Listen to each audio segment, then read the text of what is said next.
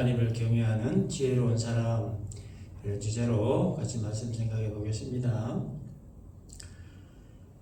죄는 아담과 하와가 하나님이 금하신 선악과를 알게 하는 나무, 즉 이 선악과를 따먹은 것으로부터 시작되었습니다. 하나님이 금하신 선악과를 따먹었던 여러 가지 이유 중에 가장 원본적인 그 이유는 하나님을 두려워함이 없었기 때문입니다. 먹으면 반드시 죽는다는 그 말씀에 대한 두려움이 없었던 거죠. 왜 하나님 말씀에 대한 두려움이 없었을까? 하나님이 누구이신가? 하나님을 올바로 알지 못했기 때문입니다. 먹으면 반드시 죽는다 하시면 그런가 보다 해야 되는데 에이 설마 하는 거. 하나님이 죽는다고 하셨으면 반드시 죽는 것인데 설마 하니까 문제가 되는 겁니다. 그래서 하나님을 올바로 알지 못하면 이렇게 설마 하면서 의심을 하게 되고 결국 이 불순종으로 가게 되는 겁니다. 그러니까 이 하나님을 두려워하지 않는 것은 하나님을 올바로 알지 못해서이고, 하나님을 올바로 알지 못하기 때문에 의심과 함께 불순종으로 가게 된다 하는 겁니다. 하나님을 두려워하지 않는 또 다른 이유 중에 하나는 교만 때문입니다. 교만에 대한 많은 정의가 있겠습니다만은 성경적 정의는 하나님을 떠나는 것, 이것이 교만입니다. 하나님을 떠나고 하나님의 존재를 부정하는 이유가 뭐냐? 교만하기 때문이라는 거죠. 하나님 없이도 잘 살 수 있다는 생각, 이것이 바로 성경에서 말하는 교만이다 하는 겁니다.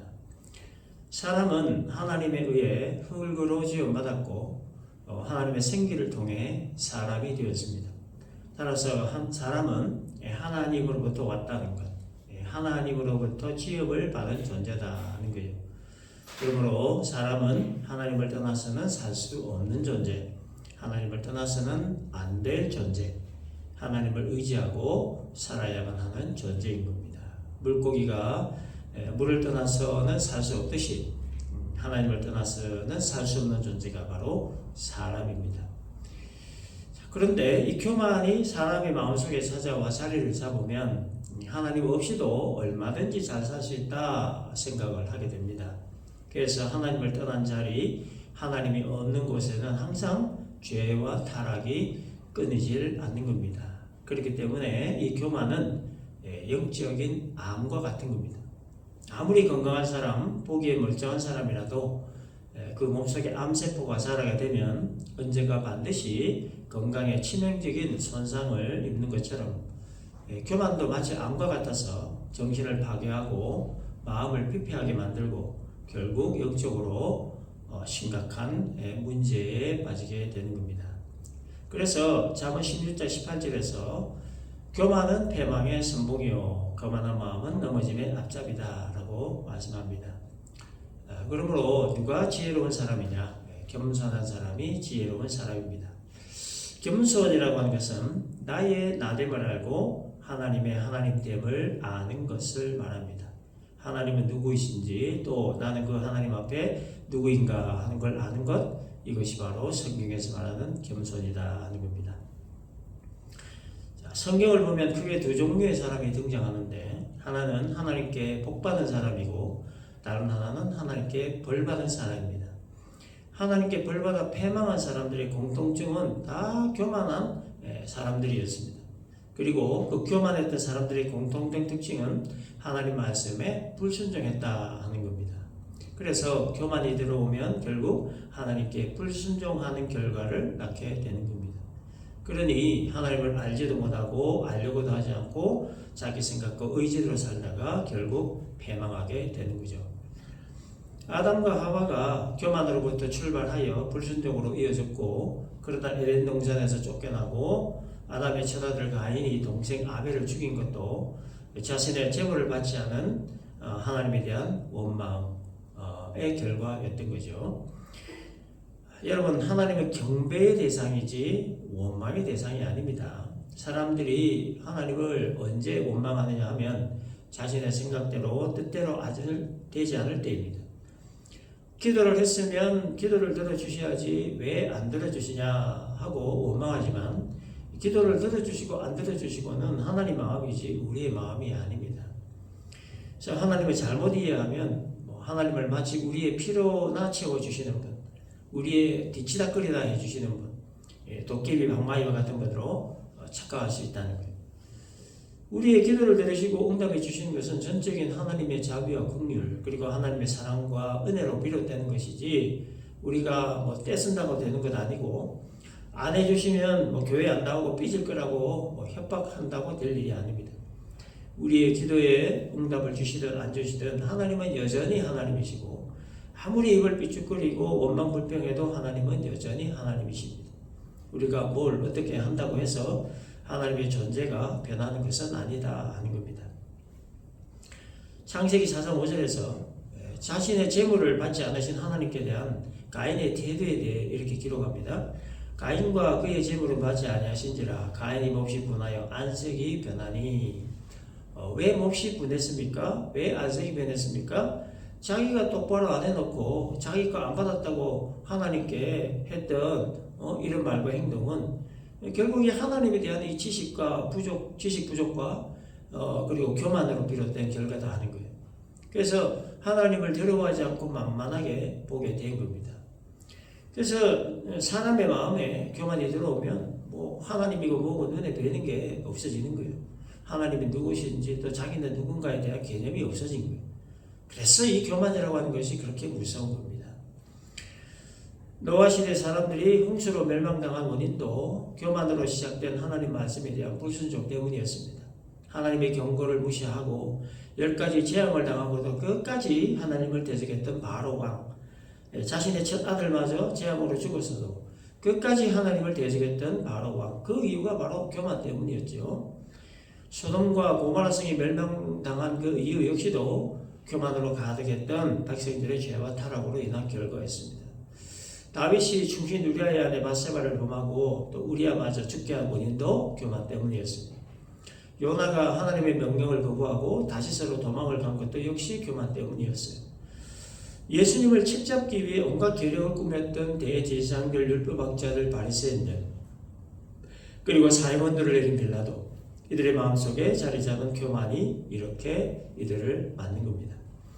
따라서 교만이 사람의 마음에 자리를 잡게 되었을 때 나타나는 가장 큰 현상이 뭐냐면 하나님을 잊어버리고 부정하는 거예요. 사람의 마음에 교만을 집어넣는 존재는 악한 사단입니다. 하나님을 섬기던 천사가 교만하여 대하나님을 대적하다가 쫓겨난 자가 바로 사단이죠. 그래서 이 사단의 주된 그 업무가 뭐냐? 사람들 마음에 교만을 집어넣어 하나님을 잊어버리고 부정하고 대적하게 하는 겁니다. 그것이 사단의 주된 업무이고 그들의 목표입니다. 사람의 마음에 교만을 집어넣어 그 사람을 교만하게만 만들어 놓으면 게임 끝입니다. 교만하기만 하면 하나님을 떠나고 교만하기만 하면 하나님 부정하고 교만하기만 하면 하나님을 대적하기 때문에 교만하도록 만들기만 하면 사단은 승리하게 되는 겁니다. 교만이 찾아왔을 때 잊어버리는 것 몇 가지가 있습니다. 첫째는 하나님의 은혜입니다. 교만이 들어오면 하나님의 은혜를 잊어버리게 됩니다. 무덤덤해지게 됩니다. 은혜에 대한 감동이 없습니다. 또 기대가 없어요. 하나님의 은혜로 출애굽한 이스라엘 백성들, 하나님 은혜로 광야 40년 생활을 마치고 하나님의 은혜로 가나안 땅에 들어왔습니다. 가나안 땅에 들어가기 직전에 모세는 백성들에게 신명기 8장에서 이렇게 말했습니다. 너희가 가나안 땅에 들어가 배불리 먹고 아름다운 집을 짓고 우양이 번성하고 은금이 증식하여 재산이 많아지고 소유가 풍부하게 되더라도 하나님을 절대 잊어버리지 말라. 하나님을 잊어버리면 하나님을 잊는 그 순간부터 하나님의 은혜와 복은 떠난다. 그러나 백성들은 처음에는 하나님께 감사했습니다. 그러나 시간이 흐르면서 점점 하나님을 잊어갔습니다. 하나님을 망각한 채 자기 소견에 좋은 대로 행동을 하고 조금씩 하나님을 떠나갔습니다. 그 결과 그들은 수많은 메시의 침략을 통해 고통을 받고 포로가 되어 결국 멸망하고 말았습니다. 하나님께서 호세아 선지자를 통해서 이스라엘 백성들에게 이렇게 경고하셨습니다. 호세아 13장 6절에 그들이 먹여준 대로 배가 불렀고 배가 부르니 그들의 마음이 교만하여 이로 말미암아 나를 잊었느니라. 배고플 때 먹을 것을 주어 배부르게 했더니 그 먹을 걸 주신 분을 잊어버렸다는 말이에요. 그 결과에 대해 호세아 13장 7절 8절에서 이렇게 기록합니다. 그러므로 내가 그들에게 사자 같고 길가에서 기다리는 표범 같으니라. 내가 새끼 이런 곰같이 그들을 만나 그의 염통 풀을 찢고 거기서 암사자같이 그들을 삼키리라. 들짐승이 그들을 찢으리라. 무슨 경고에 말씀하셨습니다. 하나님은 모세와 호세아 그리고 수많은 선지자를 통해 말씀하셨음에도 불구하고 이스라엘은 하나님을 잊었고 하나님을 떠나 우상을 숭배하고 각종 죄를 범하다가 백성들은 모두 다 뿔뿔이 흩어지고 포로로 잡혀가고 나라도 완전히 멸망당하게 되었습니다. 애굽의 종살이로부터 해방시켜 주시고 먹여주고 재워주고 기름진 땅도 주시고 필요한 모든 것들을 다 주셨음에도 그들은 하나님을 잊어버리고 떠나버렸던 거예요.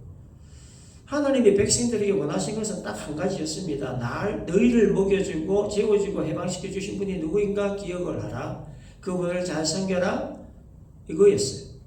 그러나 백성들은 그거 하나마저도 다 잊어버리고 하나님을 떠나버렸습니다. 하나님은 오늘 살아가는 우리들에게도 통일한 마음을 갖고 계십니다. 그건 뭐냐? 나를 잊지 말라는 거예요. 지금의 나를 존재케 하신 분이 누구인지, 나를 이 세상에 태어나게 하신 분이 누구이신지, 지금까지 먹여주고 재워주고 또 필요한 모든 걸 공급해 주신 분이 누구인가 하는 것을 잊지 말라는 거예요. 나에게 가정을 주시고 자녀를 주시고 물질을 주셔서 풍족하게 하신 분이 누구이신지 잊지 말라고 하는 거예요. 힘들고 어려울 때, 기쁘고 즐거울 때 하나님이 나와 항상 함께 하시고 나를 항상 돕고 계시고 나를 인도하고 계시는 분이 누구이신지를 잊지 말라는 거예요. 나를 지옥의 구렁텅이에서 건져 올려 하나님 나라에서 영원히 살 수 있는 특권을 주신 분이 누구인가 하는 것을 잊지 말고 항상 기억하라는 거예요. 이것이 바로 오늘 살아가는 우리를 모두에게 원하시는 하나님의 마음이다 하는 겁니다.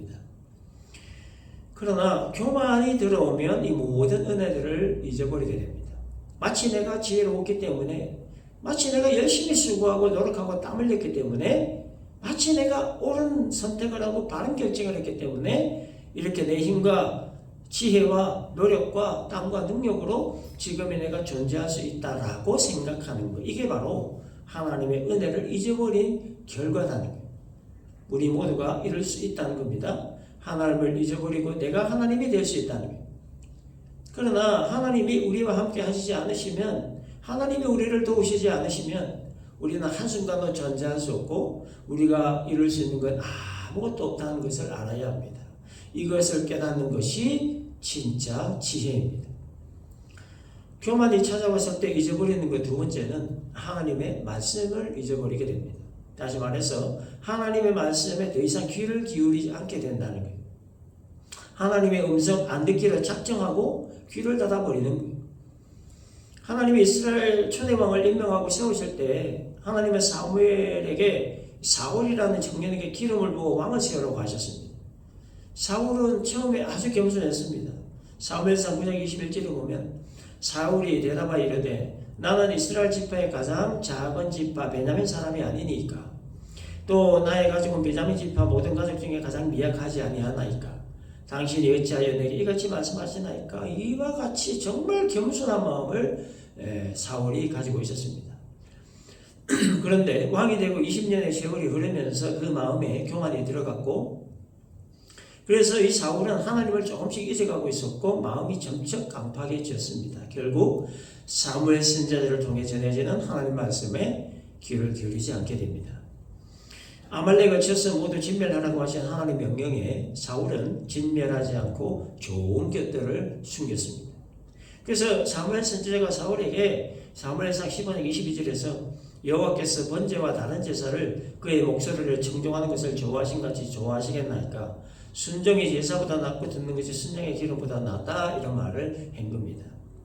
하나님은 하나님 자신에게 번제를 드리는 것보다, 제사 드리는 것보다 하나님 말씀을 듣고 순종하는 걸 더 중요하게 보신다라는 말이죠.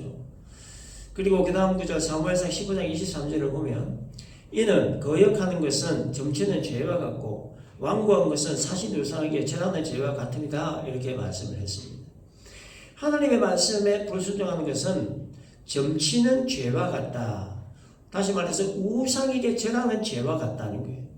하나님의 말씀을 거역하는 것은 우상에게 절을 하는 우상 숭배의 죄다라는 겁니다. 사무엘 선지자의 예언대로 사울은 하나님 말씀을 버렸기 때문에 하나님도 사울을 버려 더 이상 왕이 되지 못하게 하셨고, 결국 사울은 전쟁 중에 도망을 가다가 스스로 칼에 목숨을 끊고 말았습니다.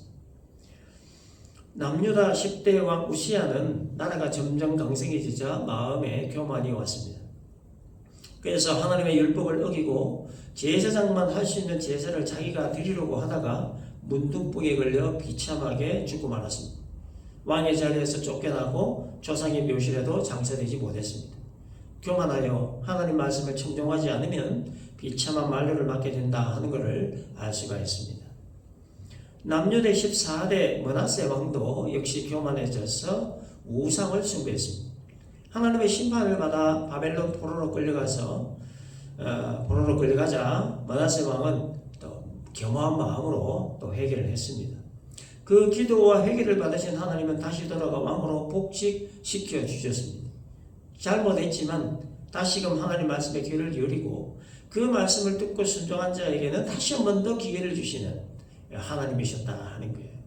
그러나 끝까지 듣지 않고 순종하지 않으면 더 이상 소망이 없습니다. 그러므로 신앙생활에 있어서 가장 중요한 핵심이 뭐냐? 순종이냐 불순종이냐의 여부입니다. 그래서 성경의 전체적인 흐름이 뭐냐면 순종하면 복이고 불순종하면 저주다 하는 거예요. 그러나 교만이 마음에 들어오면 듣지를 않고 귀를 닫아버리게 됩니다. 그래서 오늘 본문 10절에 미련한 자는 지혜와 훈계를 멸시한다 라고 하는 겁니다. 지혜와 훈계를 멸시한다는 것은 하나님 말씀의 귀를 틀어막고 안 듣는다는 말이에요.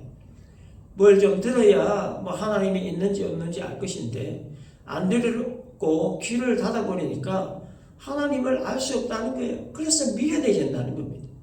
그래서 본문 7절에서 여호와를 경외하는 것이 지식의 근본이라 한 거예요.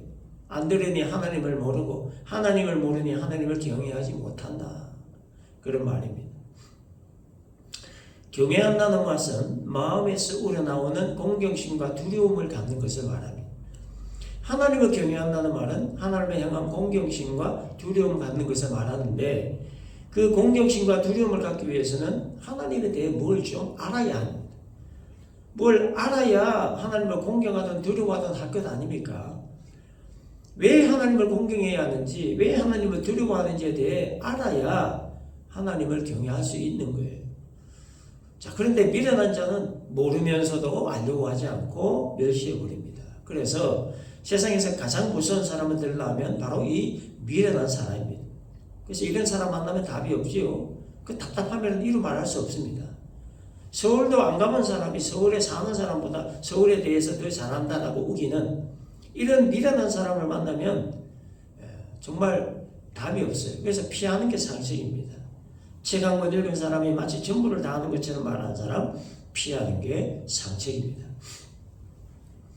오늘날 이 시대에 하나님의 말씀을 모르고 알려고도 하지 않고 멸시하고 그래서 하나님을 공경도 하지 않고 두려워하지도 않는 이 미련한 이 모든 현상은 바로 교만에서 비롯된 현상들이다 하는 거예요. 그래서 교만이 무서운 겁니다. 여러분, 우리는 하나님을 경외하는 사람입니까? 하나님을 공경하고 두려움으로 섬기고 있습니까? 우리들에게 있어서 하나님은 누구이십니까? 어떤 분입니까? 여호와를 경외하는 것이 지식의 근본이라는 이 말씀의 의미와 미련한 자는 지혜와 훈계를 멸시한다는 이 말씀의 깊은 의미를 우리가 잘 새겨들어야 할 것입니다. 본문 8절과 9절을 보면 내 아들아 네 아비의 훈계를 들으며 내 어미의 법을 떠나지 말라. 이는 내 머리에 아름다운 관이요 내 목에 금사슬이니라 라고 했습니다. 여러분, 양이 언제 가장 안전하겠습니까? 양의 안전을 위해 쳐놓은 울타리 안에 있을 때 가장 안전합니다. 그 울타리 안에서 불을 뜯어먹고 잠자고 쉴 때 가장 안전한 거예요. 우리의 삶이 언제 가장 안전하냐? 하나님의 말씀의 울타리 안에 있을 때다라고 하는 겁니다. 우리가 사는 이 세상이 그래도 안전한 이유가 뭡니까? 예, 법이 있기 때문이죠. 법이 있기 때문에 그나마도 우리가 안전한 겁니다. 법의 울타리 안에 있고 그 법을 지키기 때문에 안전한 거예요. 만일에 이 법이라고 하는 울타리가 없다면 싸움 잘하고 힘센 사람들만 살아남을 겁니다. 하나님의 사람들은 하나님 안에 있을 때, 하나님의 법과 훈계 안에 있을 때 가장 안전합니다. 하나님의 말씀의 울타리를 벗어나면 그때부터 우리는 안전을 보장받지 못합니다. 우리의 거룩한 영은 하나님 안에 있을 때, 말씀의 울타리 안에 있을 때 가장 안전하고 가장 건강하게 유지시킬 수 있다 하는 거예요. 그러므로 겸손이 뭐냐? 자기의 자기됨을 알고 하나님의 하나님됨을 알아 그 하나님의 인도와 보호하심 그리고 사랑과 은혜가 절대적으로 필요하다 하는 것을 깨닫고 그 하나님의 보호 아래 머물러 있는 것, 이게 바로 겸손입니다. 그러나 교만은 하나님의 보호하심의 필요를 깨닫지 않고 그 보호 아래 머물러 있기를 거부하고 울타리 밖으로 뛰쳐나가는 것, 이게 바로 교만입니다. 우리의 신앙에 있어서 최대적은 교만입니다. 교만은 나 자신은 물론 내가 속해 있는 교회 공동체에 치명적인 어려움을 주는 큰 적입니다. 교만은 하나님과의 관계를 끊고 사람들과의 관계를 깨는 이 사단의 최고 공격 무기입니다. 교만 때문에 죄가 들어왔고, 교만 때문에 많은 교회들이 분열되었고, 교만 때문에 많은 사람들이 하나님 곁을 떠났고, 교만 때문에 사람과의 관계가 단절되어 버렸습니다. 그러므로 우리는 이 교만을 반드시 물리쳐야 되고, 이 교만이 들어오지 않도록 항상 경계해야 되고, 반드시 겸손해야 합니다. 하나님의 도우심이 절대적으로 필요하다고 이렇게 느껴야 합니다. 하나님의 인도하심이 절대적으로 필요하다 고백을 해야 합니다. 하나님의 사랑과 은혜가 절대적으로 필요하다라 깨달아야만 하는 거예요. 이런 것들에 대한 절대적인 필요를 느끼고 고백하고 깨닫는 것, 이것이 하나님을 경외하는 참된 모습이다 하는 겁니다. 그래서 여러분 오늘의 말씀 잘 기억을 하고 지혜와 훈계를 멸시하는 미련한 자가 아니라 하나님을 진심으로 공경하고 두려움으로 믿고 섬기는 지혜로운 사람 우리 모두가 되시기를 주님의 이름으로 축원합니다. 아멘.